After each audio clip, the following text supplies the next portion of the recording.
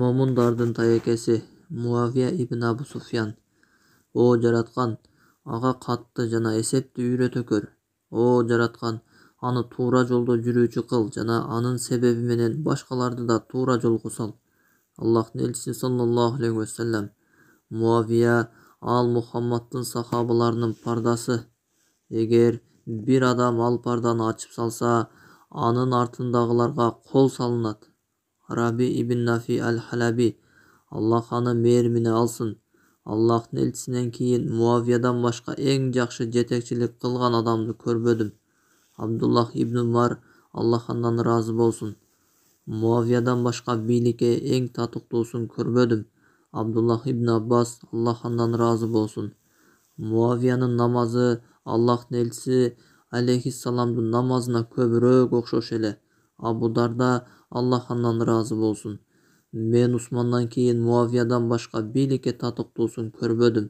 Саад ибн Абу Ваккас, Аллах андан ыраазы болсун: Мен Муавияны Дамасктын базарында качырда кызматчысын учкаштырып алып баратканын көргөнмүн. Анын үстүндөгү кийимине жамак салынган экен. Юнус ибн Майсара ибн Халбас, Аллах аны мээримине алсын: Мен Муавиядан башка пейили жумшак, бийликке татыктуу, даанышман жана акылдуу адамды көрбөдүм. Кабиса ибн Жабир, Аллах андан ыраазы болсун: Муавия ал биздеги сыноо. Эгерде ага бирөө жаман көз менен караса, биз аны сахабаларга кол салды деп күнөөлөйбүз. Абдуллах ибн Мубарак, Аллах аны мээримине алсын: Эгерде бул китепти жазуудан аз гана жылдар мурдараак менден Муавия, Аллах андан ыраазы болсун, тууралуу сураганда, бул адам тууралуу көптөгөн туура эмес сөздөрдү укмак. Анткени менде бул инсандын өзүнүн жана атасынын исламына болгон күмөн бар эле. Бул чындык. Мен мына ушундай күмөндөрдө жүргөнүмө Аллах да күбө. Бул инсандын айланасында мен үчүн көп суроолор бар эле.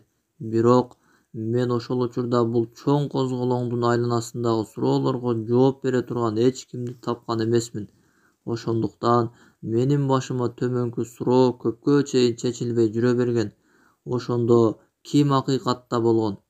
Чындыгында бул чоң козголоң тууралуу сураганымда көпчүлүк учурда бул тема жөнүндө талашып тартышуудан алыс болуу үчүн улуу халифа Умар ибн Абдул-Азиздин сөзүн айтышат эле.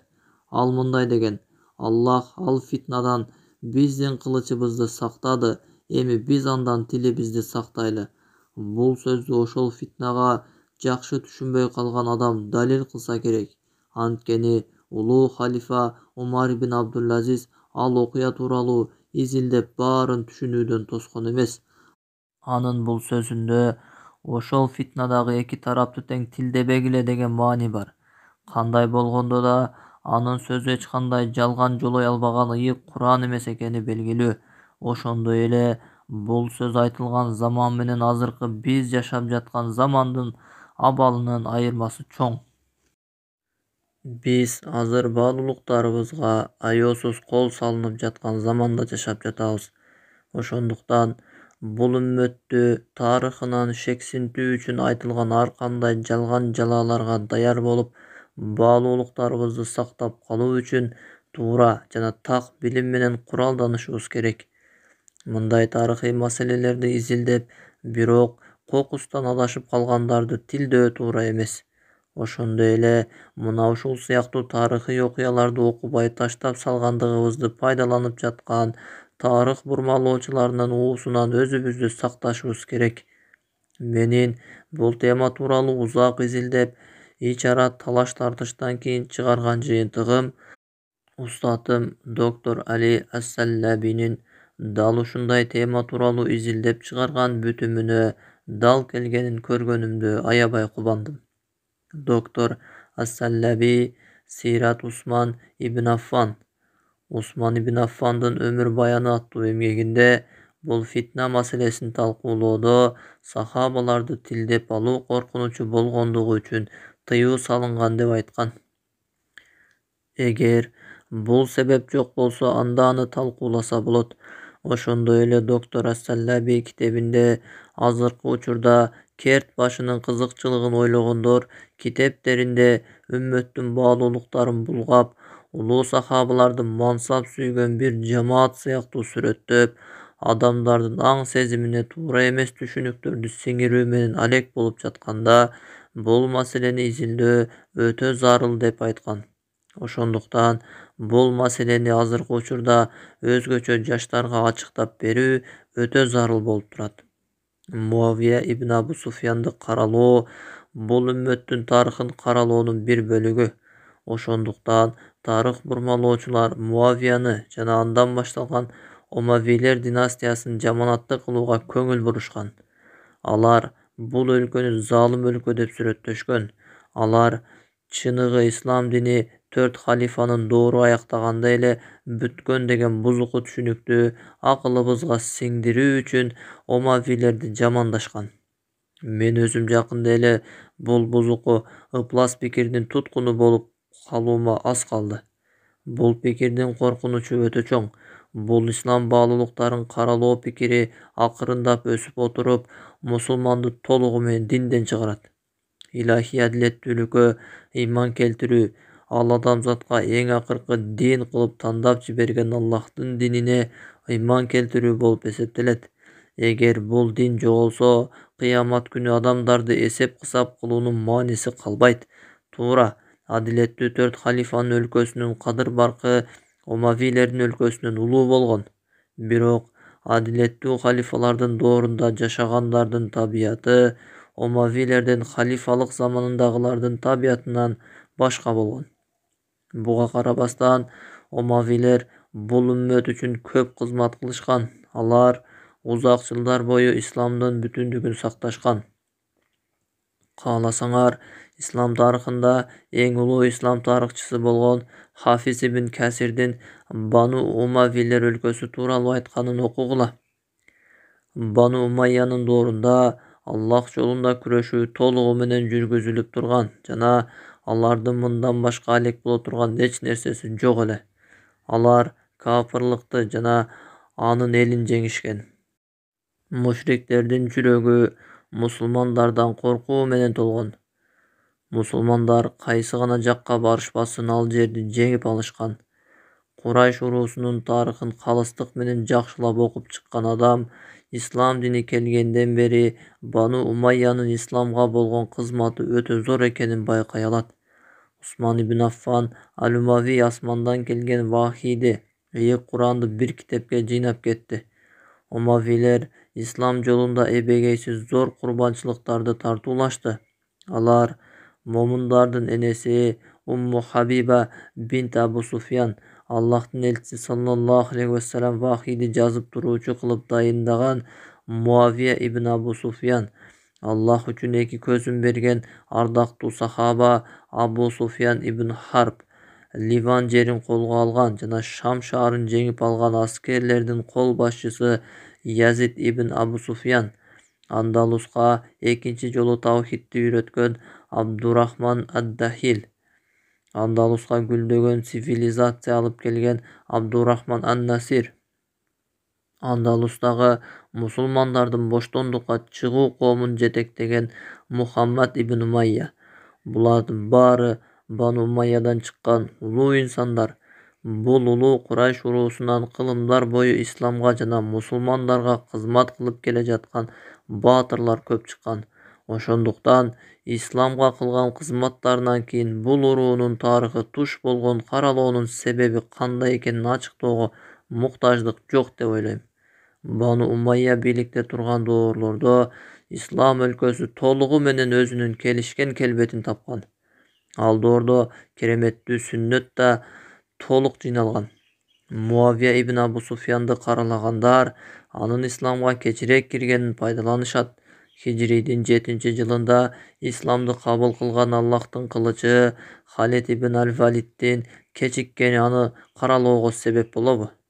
Ислам дини келгенде Муавия ибн Абу Суфьян 5 жашта экенин алар билишпейт.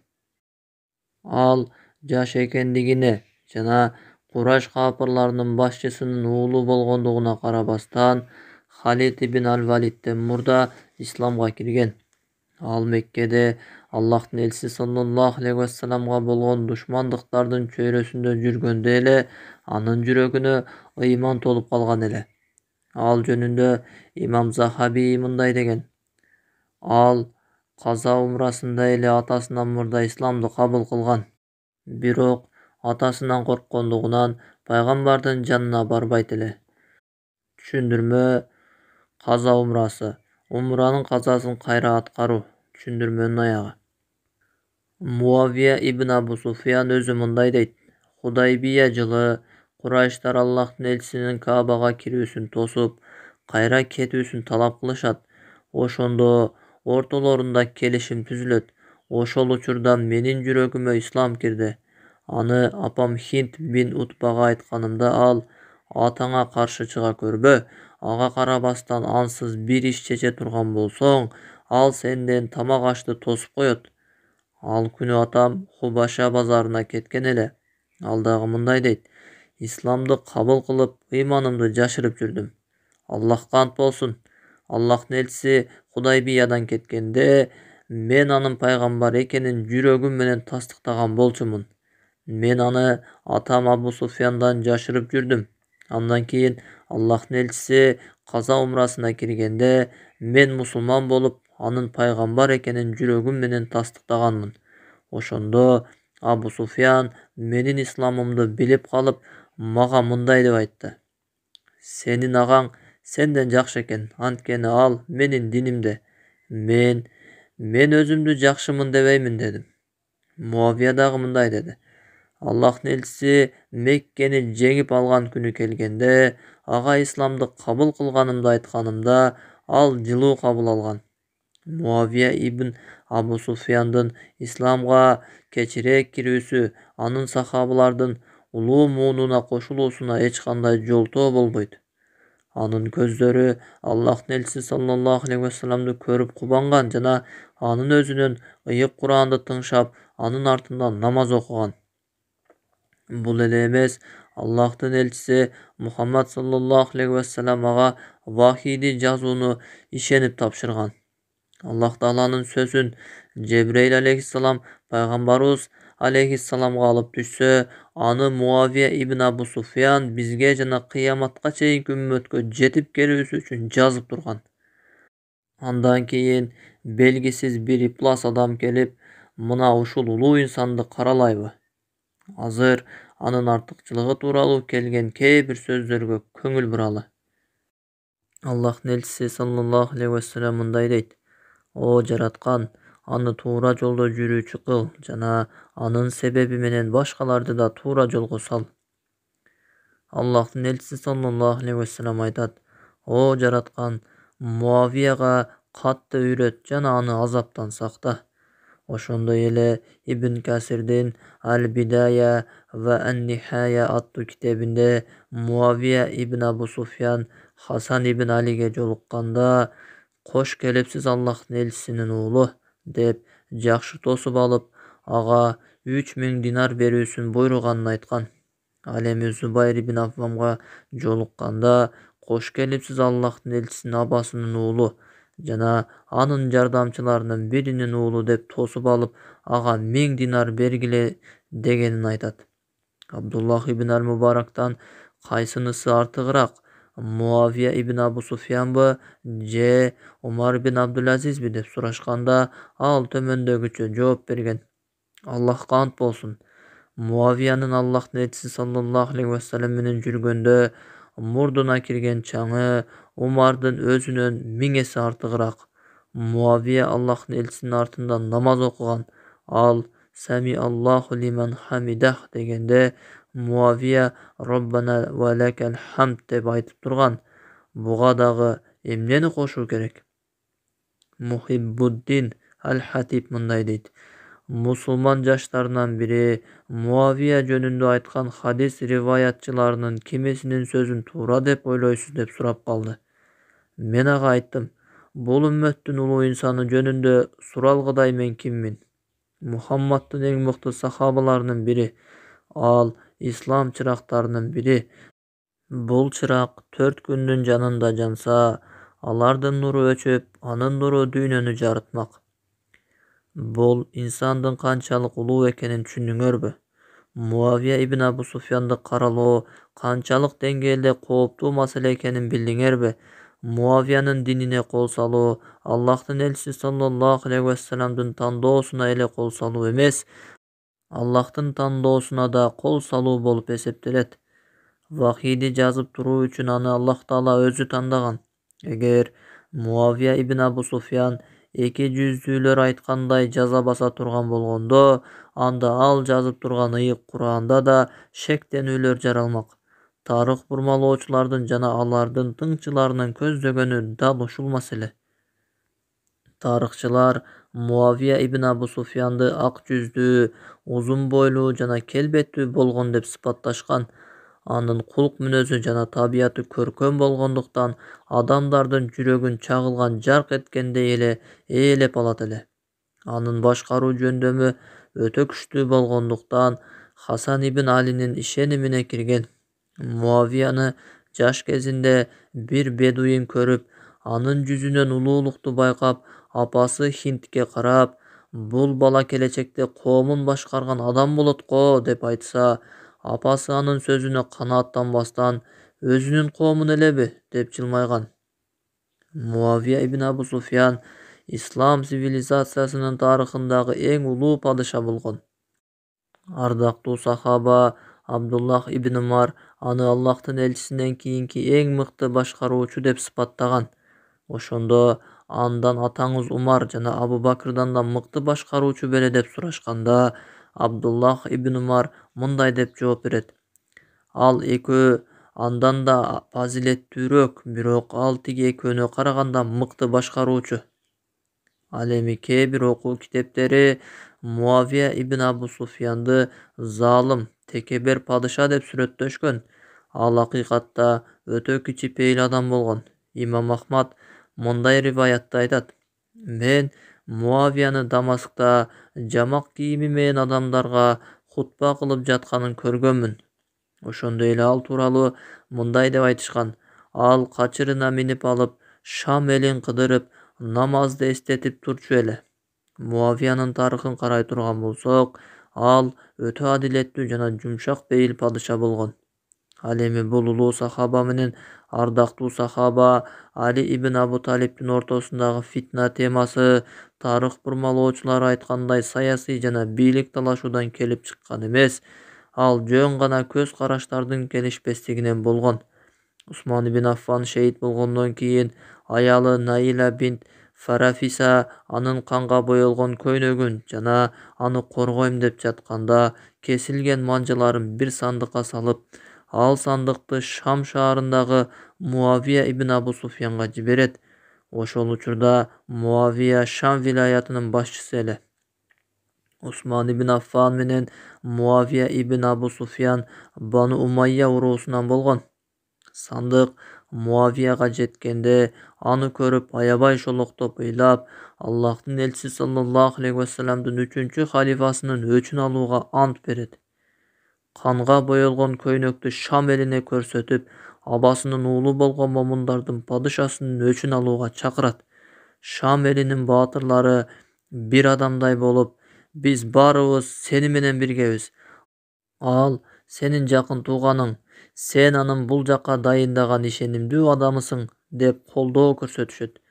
Бул улуу сахабалар да кошулат. Алардан Шам шаарынын факихи Такыба сахаба Абу Дарда, баатыр сахаба Убада ибн Ас-Самит жана башкалар, Аллах алардан баарынан ыраазы болсун, бар эле. Абу Дарда Шамдын муфтийи эле. Ал Усман ибн Аффанды өлтүргөндөрдөн өч алуу өкүмүн чыгарган. Шам эркектеринин эң күчтүүлөрүнүн 70 миңи Усман ибн Аффандын канга боелгон көйнөгүн кармап алышып, ыйлашып, анын өчүн алууга ант беришет. Аларга Айша энебиз да кошулат. Бул ойго бейиш менен сүйүнчүлөнгөн Аллахтын элчиси саллаллаху алейхи вассаламдын бейиштеги коңшулары Талха ибн Убайдуллах менен Зубайр ибн Аввам да кошулат. Ал эми момундардын 4-чү халифасы Али ибн Абу Талиб да өч алууну колдогон, бирок ыңгайлуу учуру келгенде аларын айткан. Анткени ызы-чууга түшүп турган элди бир аз тынчтантып, өлкөнүн коопсуздугун иреттеп алуу керек эле. Андан кийин бул оор кылмышты жасаган чыккынчылардан өч алынмак. Бирок бул ойго Муавия ибн Абу Суфьян макул болбой коет. Анткени бул Аллах Тааланын чегинен чыккандардын ишин кечиктирүү деп ойлогон. Ошол себептен ал өч алмайынча Алиге өз амири пайгамбардын халифасы катары ант берүүдөн баш тартат. Бирок Али ибн Абу Талиб бардык нерседен мурда алардын антын алууну талап кылат. Мына ушул жерде эки тараптын келишпестиги пайда болот. Келишпестик бийлик маселесинде эмес, өч алуу маселесинин убактын белгилөөдө болуп жатат. Муавия ибн Абу Суфьяндын халифалык маселесиндеги оюн ачык билдирген сөзү бар. Ал мындай дейт: Аллахка ант болсун, Али халифалыкка менден артыгыраак жана акылуураак. Бирок Усманды мазлум болуп өлтүрүлгөнүн билбейсиңерби? Мен анын абасынын баласымын жана анын өчүн алууну талап кыламын. Ага барып, Усманды өлтүргөндөрдү мага тапшырсын деп айткыла. Мен ошондо ага моюн сунамын. Алиге барып, аны менен сүйлөшкүлө. Муавия ибн Абу Суфьян менен Али ибн Абу Талиб Усман ибн Аффанды өлтүргөндөрдөн өч алуу тууралуу сүйлөшүүдө бир бүтүмгө келе алышпайт. Бул келишпестик тарыхтагы чоң фитна деп белгилүү болгон чоң дүрбөлөңдүн болуусуна себеп болот. Кезектеги каарманыбыз